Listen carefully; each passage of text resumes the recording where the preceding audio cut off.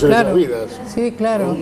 Bueno, así que hice eso porque a mí me parece que es un tema que está ausente en los medios y hay enormes deficiencias, y yo creo que todo lo que tiene que ver justamente con el reflejo mediático, periodístico de la violencia de género y de los alcances del patriarcado como sistema, todo lo que podamos hacer desde los medios creo que tiene que ser una contribución esencial, y nos falta un montón, ¿eh? ¿Tuviste nortes así en el periodismo? Decir, me gusta escuchar a este, me gusta leer a este otro. Hay mucho, ¿no? Para escuchar y para leer. Sí. Pero, por ejemplo, si tuvieras que hacer nombres... Y mira, yo consumo mucho periodismo todos los días, pero yo te puedo decir lo que estoy escuchando ahora, y eso es muy variable, porque en general me pasó de haber... Yo siempre digo que yo soy periodista por la nata, que creo que él terminó de redondear mi vocación. Yo ya desde muy chica, sobre todo por la influencia que tenía la prensa en mi casa y en la casa de mi tía, donde yo pasaba mucho tiempo, que ahora cuando te la mencione te vas a dar cuenta de quién te estoy hablando, porque es la madre de Guillermo Tenaglia, también colega periodista que vivió con tu hijo en Tandil. Bueno, yo creo que por la gran influencia que tenían esas mujeres, mi vieja y la mamá de Guillermo, Etel, mi tía, que eran hermanas, que leían mucha prensa y que comentaban mucho, y mi tía sobre todo que le gustaba mucho la política. Mi tía era militante política, dirigente radical. Ahí, digamos, ya empezamos como a pensar, digamos, en ese universo. ¿Quién es tu tía?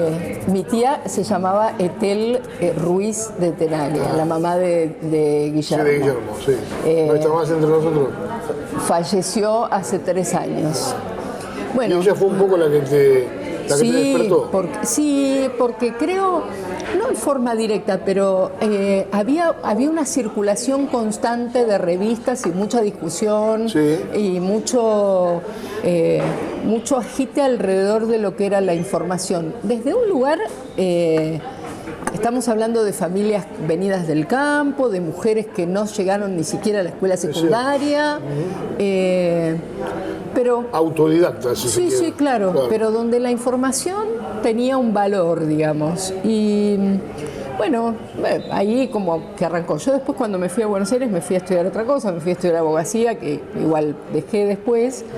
Pero siempre recuerdo que la gran revolución que produjo en el periodismo escrito La Nata, cuando empezó con Página 12 y con Página 30, que era como una especie de... Salteo alambrado, digamos. Claro, como esos corsets que tenía. Yo ya había empezado, que después tuve la suerte de formarme con él, yo ya había empezado a mirar otro periodismo en El Porteño, que era la revista en la que estaba Fernando Almirón, con quien después yo me formé.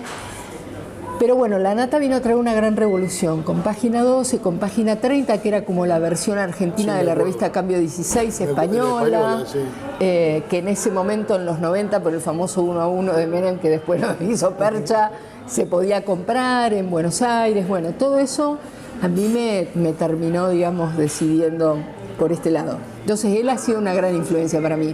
Si me preguntás hoy por La Nata, te tengo que decir que me duele un poco ciertos posicionamientos en los que lo veo. Sí, además es un programa como humorístico que muchas veces... que también los entiendo dentro de ciertas lógicas, pero hay muchos, qué sé yo, en aquel momento había muchos, y sigue habiendo muchos hoy. Yo hoy me levanto a la mañana generalmente escuchando a Ernesto Tenenbaum, y después como el Radiocat, que es ese programa que te permite escuchar los programas de radio en cualquier horario y en cualquier momento y lugar, me permite escuchar cosas que ocurrieron a la mañana mientras yo estoy trabajando, pero a la tarde. A veces escucho a Reinaldo Sietecase también, que me gusta bastante. Escucho gente más joven. No te guías por las grandes estrellas. No. Sino que buscas... voy por otro lado. Muy buenos valores que hay, que están en un segundo plano. Sí, voy por otro lado, sí. Claro, pero Sietecase se hizo con La Nata, precisamente. Sí, claro, muchos se formaron con el Tenenbaum también. Bueno, el Loto Biasda, que falleció, a quien también seguía mucho. Yo, un tipo que con el que más o menos pude entender algo de economía, que me costaba bastante. Es una misma también, ¿no? Claro, sí, bueno, sí. Son todos más o menos de esa escuela. Por ahí viene más o menos lo que sigo acá y después algunos periodistas del exterior, como Ramonet, que fue director de Le Monde Diplomatique, algunos periodistas norteamericanos. Estados Unidos es una gran escuela de periodistas. Sí. Eso. Sí, bien. De todo un poco, digamos. Y cuando tenés tiempos libres, más allá de investigar en los programas de radio, lees. Sí, leo bastante, sí. Claro. Me doy cuenta por tu formación, porque estás muy actualizada y además leo bastante. Cuando preguntás, te vas muy para atrás también. Tiene que ver con lo que has leído. He leído mucho, ¿no? toda mi vida, sí. Claro. Sí, leo mucho, sí. Leo bastante. ¿Y lees sociología, lees política, lees...? Sí, leo de todo un poco. Leo mucha ficción, pero leo mucha política también. Sociología por ahí no tanto, pero sí, leo de todo. ¿Has escrito algo? Bueno, más allá de todo lo que has escrito en los medios de difusión, ¿no? No. Cuando era más chica por ahí sí, pero no, siempre tengo proyectos, pero sí, pero me parece que son más para el retiro porque ahora tengo que trabajar mucho todavía. Además de todo lo que haces, sos mamá. 3 pibes tengo. Claro. Eso. Ahí está la razón por la que no escribo, entiéndanlo. No te podés concentrar. No. Cuando llegás a casa, ¿no? No, claro, porque son 3 petardos aparte. Ajá. Bien. ¿Y qué otros hobbies tenés? Me gusta mucho el cine. Claro. Y eso me ha permitido incluso hasta generar espacios para compartir con gente, porque tuve durante muchos años un ciclo de cine en la Biblioteca Sarmiento. Así que sí, eso me encanta. Me acuerdo de eso. Me encanta. Muchos años lo tuve, como 5 o 6 años. Yo sigo mucho, me gusta mucho el turismo y lo sigo mucho a Sir Chandler, que es un... Sí. ¿Lo conoces? Bueno, sí. Sir Chandler también es muy experto en cine, tiene blogs de cine, ha viajado mucho por festivales, ¿no? Sí. El cine es una cosa que, más allá de la aparición de la televisión o la internet o todo lo que sea, sigue teniendo un encanto especial, ¿no? Absolutamente. El cine de la pantalla grande, la sala de cine, que también fue en algunos casos abandonada por las iglesias electrónicas, las iglesias evangélicas, que por ejemplo antes en la calle Lavalle eran todos cines y ahora son muchas iglesias también, ¿no? Y sí, lo que pasa es que bueno, la competencia con el streaming, con internet, al cine lo ha dejado bastante herido, pero yo creo que a los que nos gusta realmente el cine privilegiamos la posibilidad de verlo en una sala. Yo viví 10 años en Buenos Aires y iba no menos de 3 veces por semana al cine.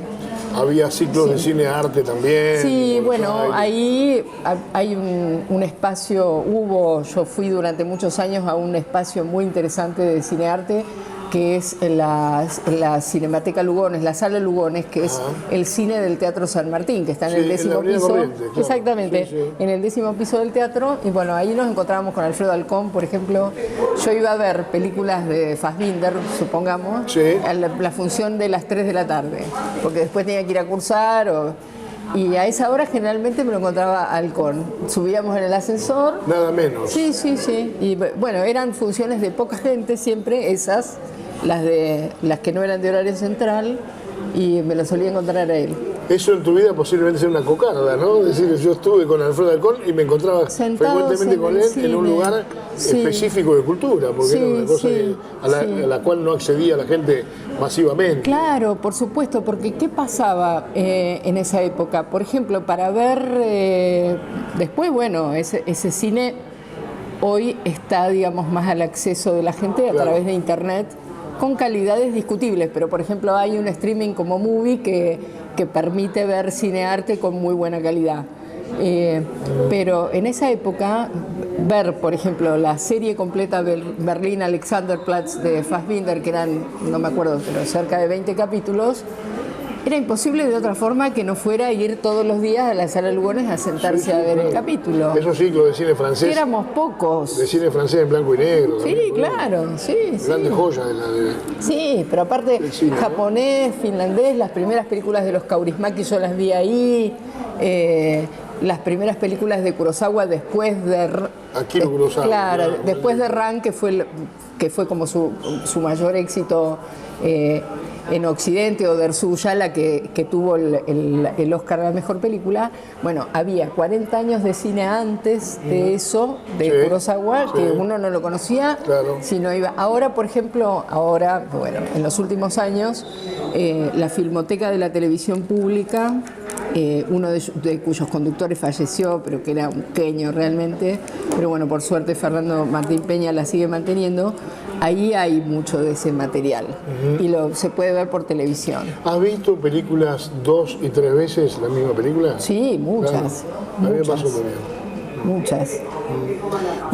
Como para descubrir detalles, como para... Y bueno, por ejemplo, La cinta blanca, una película de Haneke, que fue la que le ganó, la que competía, mejor dicho, por el Oscar a la mejor película con El secreto de sus ojos, y El secreto de sus ojos ganó el Oscar en ese momento. Esa película que habla, digamos, muy concretamente, pero al mismo tiempo muy lateralmente del germen del nazismo, digamos. Es una película en blanco y negro que dura casi 3 horas, y yo creo que si no la ves más de una vez hay un montón de cosas que se te escapan, porque al mismo tiempo uno quiere ver tantas cosas ahí que hace falta. Y después hay otras películas que las ves muchas veces porque son hermosas. Esta no es hermosa, es bastante dura, pero no sé. Yo recuerdo haber visto, por ejemplo, Ran de Kurosawa la vi 10 veces, me parece. Que es Rey Lear, pero en la campiña japonesa, muy tremendamente sangrienta. Yo recuerdo haber visto, capaz que vos te acordás, porque sos muy cinéfila, El Globo Rojo. Sí. Una película hermosa. La vi 2 o 3 veces, buscándole cada vez más sentido, más tips a la película, ¿no? Claro, porque además el cinearte, al estar atravesado, digamos, por muchas cuestiones conceptuales del autor y demás, por ahí no exige el mismo compromiso de visionado que puede exigir Jurassic Park, digamos. Sí, claro. Pero ojo que no lo digo en demérito de uno o de otro, pero te quiero decir que a veces para digamos, poder aprovechar todas esas lecturas hace falta comprometerse de otra forma. Vuelvo al cine, Blow Up, por ejemplo, la vi 3. Claro, bueno. Blow Up tenés que verla más de una vez para entenderla realmente. Y sí, claro, sí. Una película que marcó una bisagra. Sí, la película de Antonioni sobre el relato de Cortázar. Sí, exactamente. Sí. ¿Quiénes fueron tus maestros en el periodismo? Allá y acá, si es que acá tuviste. Sí, tuve allá y tuve acá. Bueno, allá Fernando Almirón, sobre todo, un periodista que, bueno, uno de los fundadores del Porteño, con Levinas, un tipo que siguió haciendo hasta que murió de cáncer, un periodismo que es el que a mí me gusta, digamos, sin ponerse uno como protagonista, es decir, contándole historias a la gente. Él hizo un trabajo muy interesante, documental, sobre un tema que para mí es sigue siendo uno de los temas de discusión del presente, que tiene que ver con cómo intervenimos en las problemáticas de salud mental sin estigmatización, sin internación, sin, bueno, todas las discusiones que atraviesan esa temática ahora. Él hizo un documental con el proceso de desmanicomialización de Río Negro y de toda la intervención que hubo, toda la relación que hubo con los pueblos originarios, con otro tipo de saberes para poner en juego, para lograr, digamos, la atención de esas problemáticas sin la estructura, digamos, que implica la psiquiatría, el manicomio, etcétera. El cierre de los manicomios es una cosa reciente. La decisión de cierre de los manicomios es reciente. Sí. Bueno, pero esa provincia fue pionera, fue hace muchos años. Y bueno, y Fernando, recuerdo que documentó eso. Bueno, después él trabajó en Página 12, trabajó en Tiempo Argentino y murió de cáncer hace unos años. Después el viejo Enrique Sims, un tipo muy marginal, que sigue viviendo todavía y que a través de él vi, digamos, algunas formas de contar los lados más oscuros de la sociedad, de la existencia humana. Ricardo Rajendorfer, periodista de policiales, que a mí me encanta. Sí, me acuerdo de él. Me gusta mucho. Y acá, bueno, Mario Seriani, creo que... no aprendí tanto de él como periodista, porque tenía muchas diferencias con él, nos peleábamos feísimo, como algunas cosas que uno tiene, algunas condiciones que uno tiene que tener para trabajar en determinados espacios y para poder convivir con otros que hacen lo mismo, no a veces, casi siempre no en las mejores condiciones. Roberto Petrini, que sabía mucho de la historia lugareña de la que yo no sabía nada. Sí, claro. Entonces de él también se podía aprender mucho de eso. Ángel Bernasconi, que sabía mucho de lo que pasaba afuera, de lo que uno tampoco sabía nada. Especialista en el exterior, noticia exterior, en la del pueblo, me acuerdo en cable. Pero aparte grandes lectores. Tipo, sí, muy. Igual que Petrini. Sí, claro, por supuesto. Petrini, claro. Muy lectores ellos y además muy interesante, Bernasconi sobre todo, muy interesante como hombre de consulta sobre los grandes movimientos políticos, la izquierda, entonces, viste esas cosas que, porque a nosotros la secundaria nos forma tarde, mal y nunca, bastante poco. Después en la universidad uno llega siempre medio cacheteado por esos defectos formales, digamos, del nivel medio. Entonces, bueno, cuando vos empezás a laburar, salís recontra crudo. Es cierto, sí. Y las posibilidades de contar con estos tipos cerca, muy importantes. Algunos de los que has nombrado seguramente eran personas que caminaban por la calle y nadie los conocía, pero tenían dentro de sí un conocimiento espectacular. Bueno, porque a nosotros, en realidad nosotros no nos tienen que conocer tanto, si vamos al caso. Y no eran extrovertidos tampoco. Claro. Eran tipos por ahí callados que iban con un diario abajo del brazo, pero sabían todo, ¿no? Sí, claro. Pero después hay otros colegas que están trabajando.